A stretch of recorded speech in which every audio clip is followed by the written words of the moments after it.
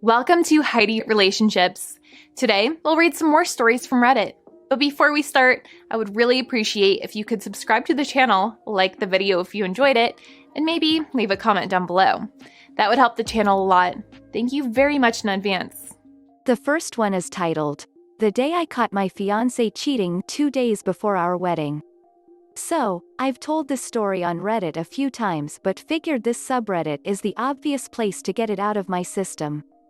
For reference, I'm now 31, but this happened in 2014 when I was 26 and my ex-fiancé was 25, Let's call her Barb. We met in college and dated for 3 years prior to our engagement with a wedding date booked by the 4th year. Neither of our parents are well off financially and she was attending grad school, so the financial responsibility fell on me, which totaled $20,000 that was paid in full 4 days prior to the wedding. Leading up to that nightmare of an evening, we had our typical mid-20s relationship issues with bouts of poor communication, excessive drinking on weekends, and an occasional fight over trivial bullcrap. Aside from that, we had a great relationship and spent a ton of time together figuring out post-college life and planning for our future.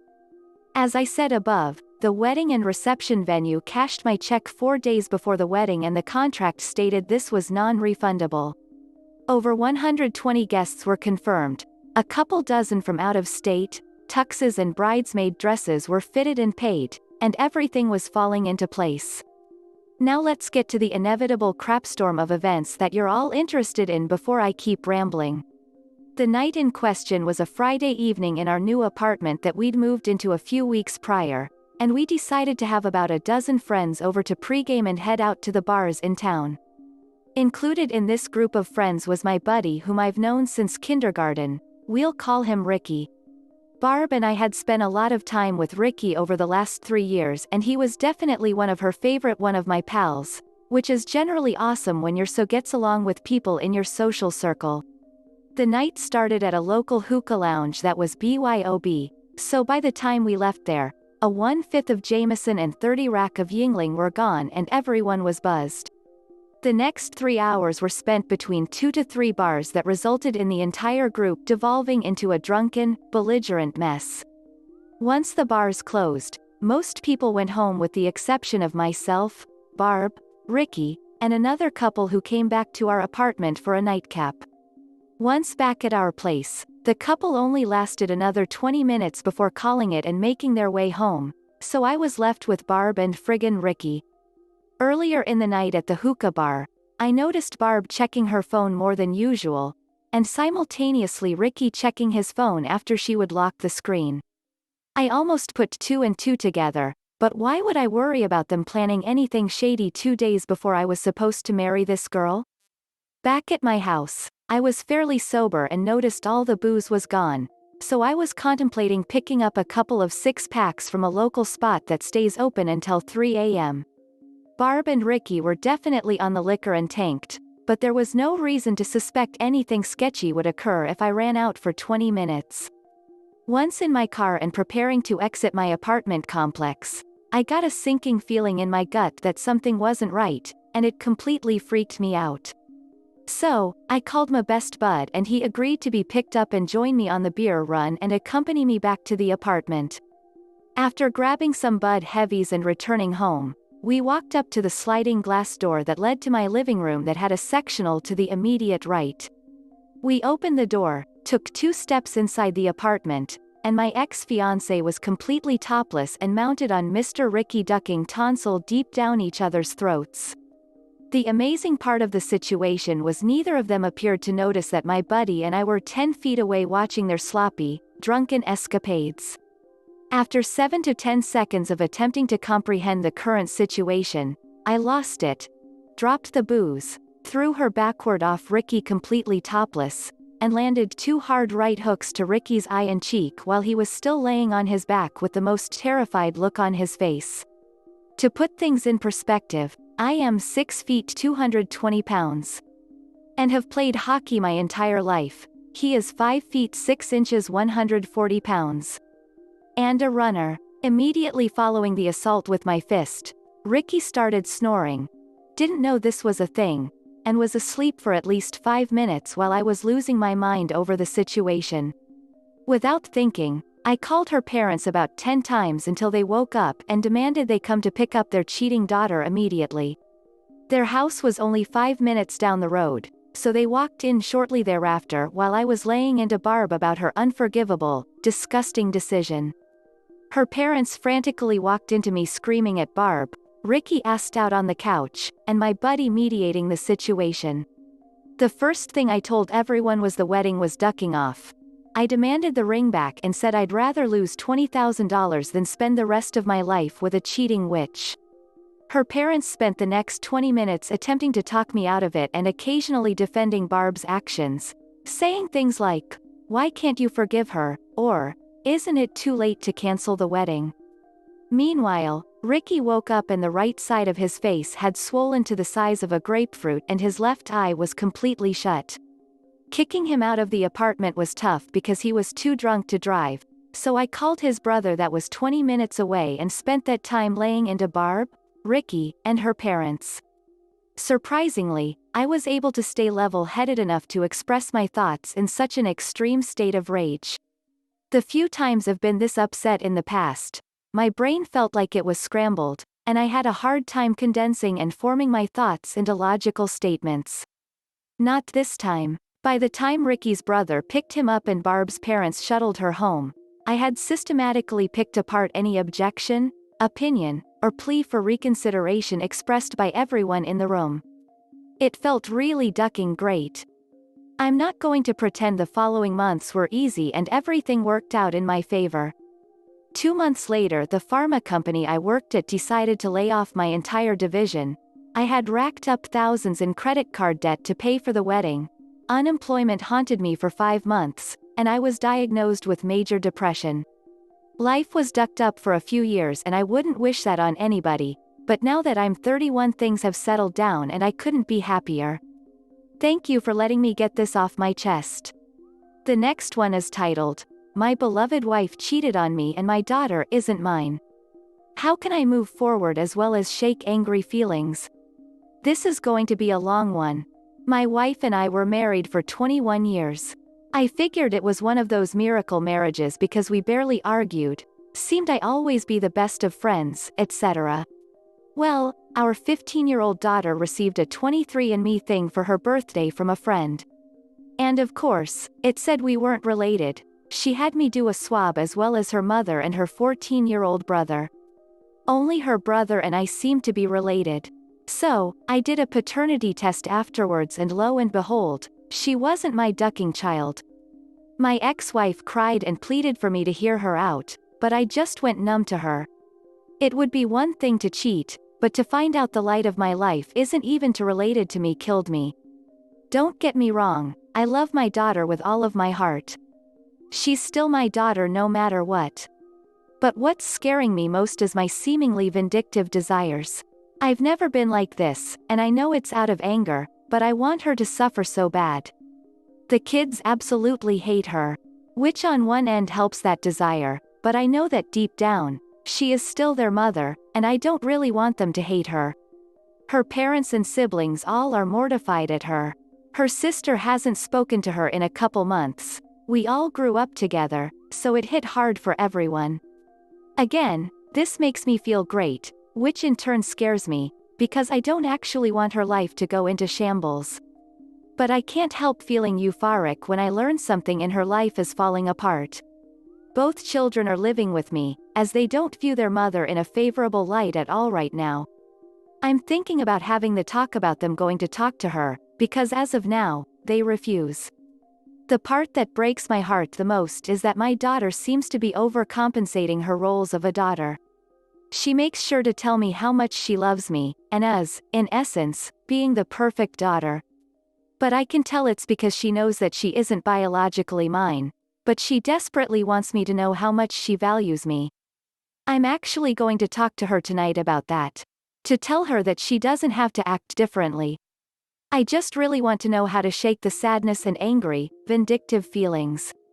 I want to move forward as well as help my children move forward so they can worry about school and being teens. Please, any advice will help. A user in the comments said, "You and the children need therapy. ASAP." Having said that, let me offer a few pointers from my own experience. Kids don't care about biology. Your daughter will always see you as her father. I love my 2 stepdaughters as much as my 2 biological daughters. Full stop. But she might be worried about you leaving, as I'm sure she's picking up on the anger you have towards her mother. She might be wishing she could never see her mother again, and then making the jump to assuming you are having similar thoughts, and now could act on them as she isn't your daughter. You absolutely need to reassure her that you are in that dad-daughter relationship with her for the long haul. You need to channel that anger to something productive, or at least not needlessly destructive. Needful destruction could be finally demolishing that old garden wall that's been sitting there for 10 years. Assuming you are in the States, my understanding is that 14 is the age at which most courts will start to take the child's opinion under consideration. You should be consulting with your lawyer, you have one, right?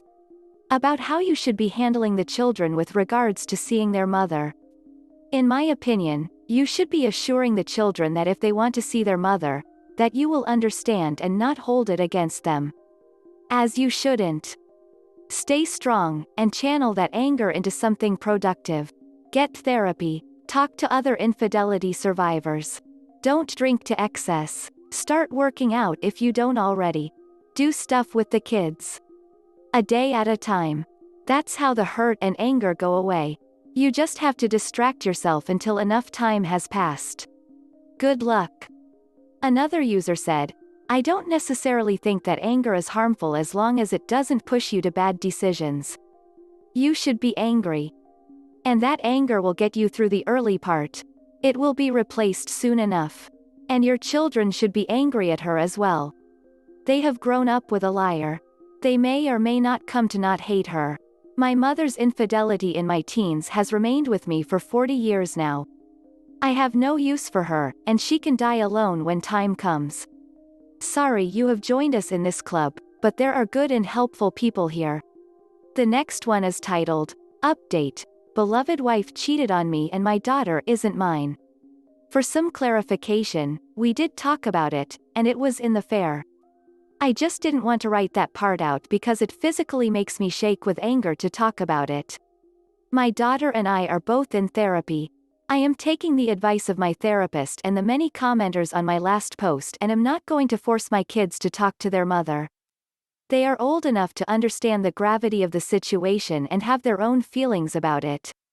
Because of this, they will need to take their own time gathering up how they feel in dealing with it, with any help they need from me, of course. The pain my daughter is going through seems to have healed somewhat. I've gotten her to fully believe that my love for her will never change and that she will always be my daughter. Her pain seems not to be about our relationship anymore, but her newly found trust issues and trauma from the family being broken apart. She's also confided in me that she feels like it's all her fault, and that if she never brought the kid home, the family would still be together. I hugged her and let her know that none of this was her fault, and that she was only looking to do something fun with the family. She had no idea what would happen and that she should never blame herself. I've had one conversation with my STBXW, in which she begged and pleaded with me to forgive her and that she would cherish me for the rest of her life. She said it was stupid, it meant nothing, and that she regrets it 100%. She also said that she believes our love can withstand it. I told her that if our love was that strong, she wouldn't have felt the need to find sexual comfort in someone else. She is currently staying with her parents. I've communicated with her sister, and apparently, she's borderline suicidal. They are trying to get her help, but she refuses, as the only thing she wants to do is see me and the children. Because of this, I'm waiting to serve her the divorce papers. I don't want to add on any more things to destroy her mental health. I've brought up talking to her with my son and daughter, to which they adamantly refused. I am going to respect their wishes and give them their own time to cope. I have this nagging feeling that she does not actually care about how it made any of us feel, and that she only cares about the fact that she's about to lose her picture-perfect family and the comfortable life that we had, and that it's her fault. I have no desires to try to fix the relationship and move forward. That's all for now. A user in the comments said, if you have communication lines with Usta's sister, consider telling the sister a day or two before you have STBXW served. That way, Sta's family can be around her and prevent her from self-harm. I doubt your wife is actually wanting to kill herself but will likely believe that a suicide attempt is a useful tool that could keep you from going through with divorce. Another user said, get ready for the fake suicide attempt after you serve her with divorce papers. You're right, she's only mad she's going to lose her picture-perfect family. Love your kids and find someone who would never betray you like that. May God bless you in everything you do. The next one is titled, I ate for faking sleeping all night to see if my wife is lying? The past couple of months, my wife has been complaining about our cats. She's been claiming that the cats wake her up constantly and that she's frustrated every night that she has to get up and open the door for the cats. Or, the cats keep making noises, or, the cats keep jumping on her. It got to the point where she started saying she wants me to get rid of them. I told her I've never seen or heard any of this, but she claims I sleep through it all.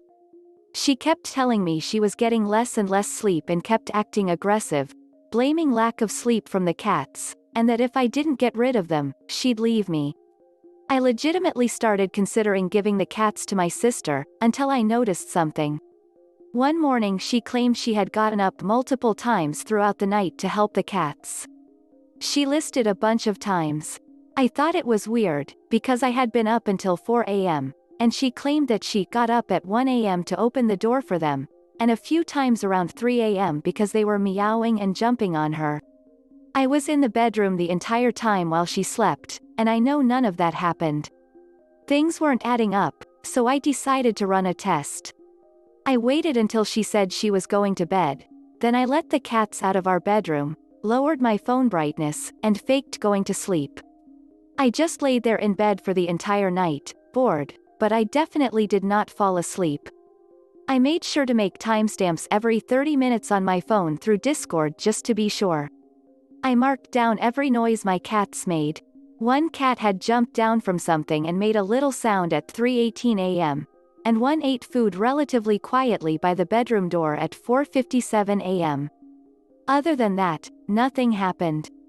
Sure enough, my wife slept from 11 p.m. until 9 a.m., and that morning she claimed she had woken up, at least 7 times, to open doors and from cat noises and cats jumping on her. At this point I was pissed because she was clearly lying to me. I was exhausted and fed up with the lies, so I just bluntly called her out on it. I told her, that's funny. I stayed up all night to monitor the cats, and they weren't even in the room at all last night. I have timestamps and everything. So, you've been lying to me and trying to convince me to get rid of my cats? Why? She just sat there quietly shaking and looking pissed, then got up and left without answering. She came back hours later and ignored me whenever I talked, and when I asked her how I'm the bad guy in this situation, she finally said that I was treating her like a child by lying about sleeping and staying up all night just to see if she was lying or not, and that making timestamps and everything as if I was an investigator was going too far, and makes me an obsessive butthole. I did it because she was threatening to make me get rid of my cats or she'd leave me, and her claims didn't add up. So, am I an obsessive butthole? Update. My wife has been Baker acted. She did not hurt herself, just said something concerning in public. I got a call from the hospital this morning, asking me to head over for some family therapy. Apparently, she finally wanted to talk. I'll be honest, I'm pretty pissed at the reason why she's been so hateful towards my cats. It's absolutely asinine. It's nothing that anyone had suggested. She's not cheating. She's not sick physically or mentally. She's not bored of the relationship and looking for an out. According to her, one of the cats stepped on her laptop and ruined a story she was writing. She's hated both cats ever since. I mean, that sucks, but it's not worth trying to emotionally blackmail me into getting rid of them. I asked her why she didn't just tell me the truth and why she'd been lying and refused to talk about it when I'd asked. Her answer was, because you wouldn't have gotten rid of them otherwise. And explained that when she saw I wasn't willing to abandon them for her, she took offense and made it a goal to have me pick her over them. Sickening. Don't know why she actually admitted to it all. The woman with us asked me how I felt about all of it, and I just told the truth. I told her it was a nice run, but I'm probably going to want a divorce. I was asked why, and I told them. I've seen a new hateful, malicious side of her that I want nothing to do with. She was so set on getting rid of the cats over a fanfiction being ruined that she manipulated her husband. My wife started shouting at me that I've betrayed her and that I'm scum for choosing animals over her. At least cats don't give ultimatums like she gave.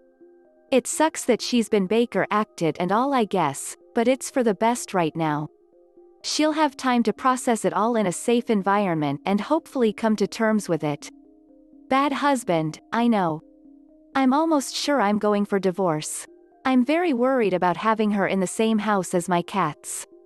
I want my cats safe. I don't want to worry about them being harmed or disappearing. Screw that. I guess I'll do what almost all of you suggested. Keep the cats, rehome the wife. Not how I wanted it to end, but life isn't always nice. If I may, I want to clear up some things from the original post. I did not stare at her all night. We have a mute TV with subtitles playing every night. I subtly watch TV while paying attention to the cat sounds. I'm not allowed to install cat doors, and she won't let me keep the doors open. Apartment rules. Why did I instantly assume she was lying?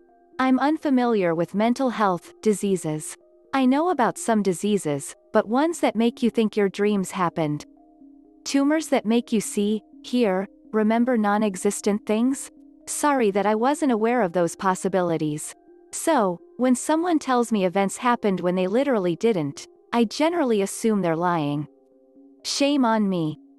This is the end of the video. I hope you enjoyed the relationship stories. Please don't forget to subscribe to the channel, like the video and write a comment. I really appreciate your support and it helps my channel so much. Thank you.